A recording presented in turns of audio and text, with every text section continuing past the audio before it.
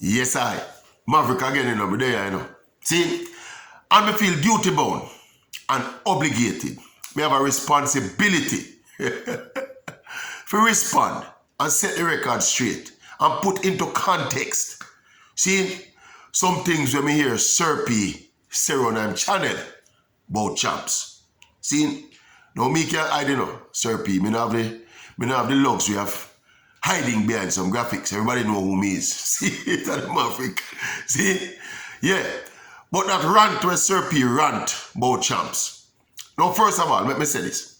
You see the part of the discussion we have about champs being a multi-billion-dollar spinner. Yeah, and champs make a whole heap of money. Right? And that the main actors in a champs are the athletes. See, and them get little or nothing directly, financially, from them exploits at champs. That part of it, they are true. See, the unfortunate reality. But you also have some context to that. See, because there are ramifications, See, if you take up money directly and give to 14, 15, 16-year-olds, See, right, there are ramifications. Remember that champs is an amateur. That's the key word, Amateur high school track and field event. And as we said, there are ramifications. A lot of student athletes from Jamaica still get scholarships to go to college in America.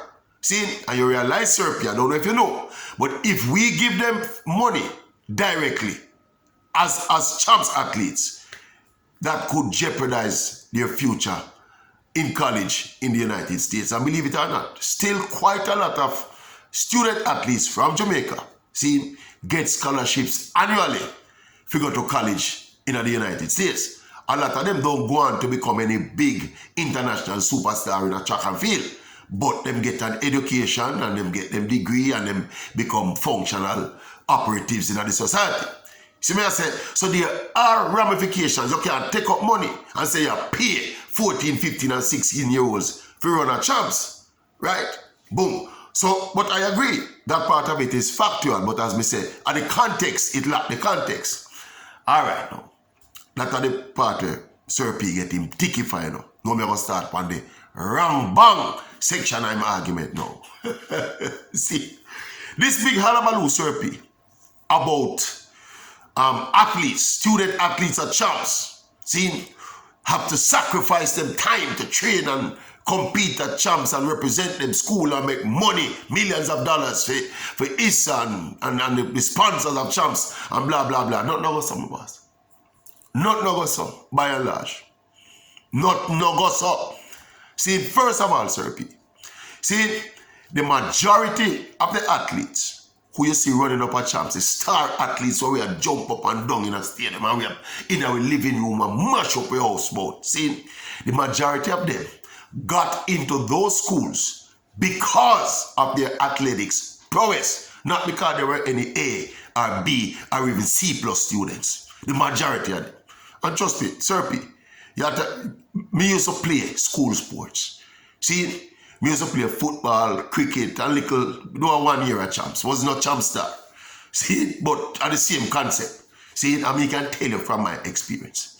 You see, invariably, you see the best student athletes at the high school level in a Jamaica. I don't know our next jurisdiction going on. But you see, in a Jamaica, the top footballers and the top athletes and the top cricketers and the top sports people in our schools, my boss. Generally, you have exceptions, but generally, they are the weaker students. So this notion that these kids are sacrificing them training time and them academic, forward thrust, see, by training so hard and representing them school, it falls, generally falls, Sir P. Not no so. Not that thing no so. As me say, most of these athletes got into these schools. Some of them never pass GSAT for go to them school. Most of them never pass GSAT for go to them school. Them get in at them school. Some of them get scouted from primary school and prep school. See? So they got into those schools not because they were bright kids, but basically because they can run and they can jump. See, no, as me said, there are exceptions. There are still exceptions because you still have bright kids competing at champs. You listen to some of the interviews, some of them sound very bright and articulate. See, there are going to be exceptions, you know. I was an exception myself. Me never all that brilliant still. Good enough, but never all that brilliant. But me used to know. Could have helped myself with my schoolwork as well. But for the most part, the brilliant kids who do sport are an exception, my boss. All right. The next thing know where you're wrong about now, sir. These are the key thing when me feel Serpy and misunderstand in this equation. See, and this is a key one now, you know, sir. All right. You see, the academic and the academic struggles where you point to of athletes leaving school and end up on the corner, beg and all them something. All right, look at work when I Mr. Change Shop. Yeah? That is not a function of doing sports, my boss. It's not a function of champs. It's not a function of champs. That is bigger than champs and bigger than sports. That now speaks to the education system and the failures in the education system.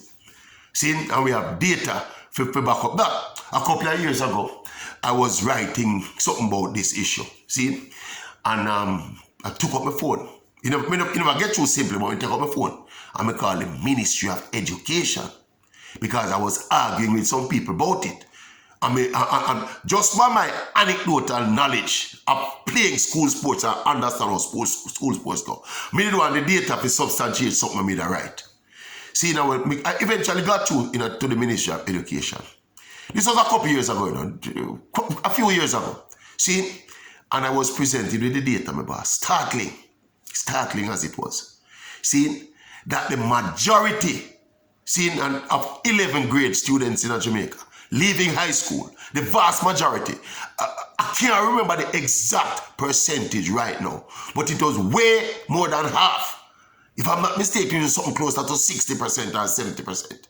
See, but don't quote me on that part and the exact percentage. But I know it was way more than half. More than half of the high school leaving students in Jamaica across the entire high school spectrum I left school without even one subject. Not even one subject. More than half of them left school as bench warmer. Now, sir, me will talk like your language. What percentage of them youth they play sports? Minuscule percentage. You want to give it 2, 3, 4, 5% of them. So the point of me I make, Sir P, is that the bigger issue is not champs and students training to compete at champs. The bigger issue is that students are flushed through the high school system and leave school without a single subject. That have nothing to do with sports as per se. You understand me? As me say, me I speak like your language. And Sir P, you see, that cohort there will leave school without a single subject.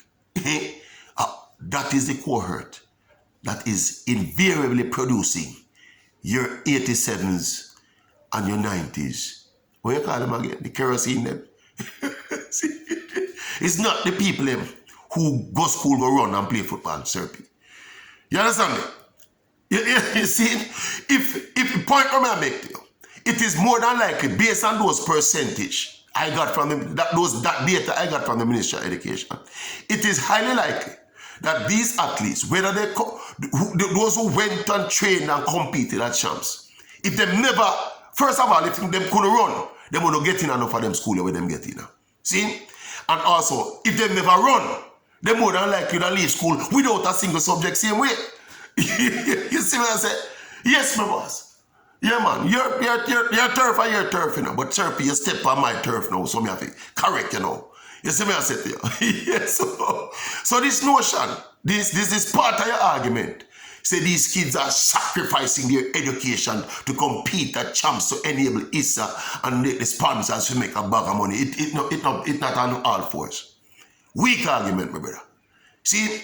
But anyway, as me tell you, I keep telling people on this channel, I'm the Maverick for the most credible opinion on all issues on which I speak. See? You see me I said to you? All right, so as I said, that was duty, yeah, and obligation and responsibility. Yeah, but there's a thing where people need to understand, though. The nuances. Because there's this quick perception and quick rush to judgment, Say sports make certain youth now perform well at school and blah, blah. No, so. You have some youth we can play sport and do them work same way. And the youth them we can do them work and academically good, will be academically good whether they play sport or not. Most of them. It's a challenge. If you listen to the brighter ones, then them tell you how challenging it is to balance them education time and them sports time. But it's something that the real and ambitious athletes, see, we have the academic prowess for do both. They find a way to do both.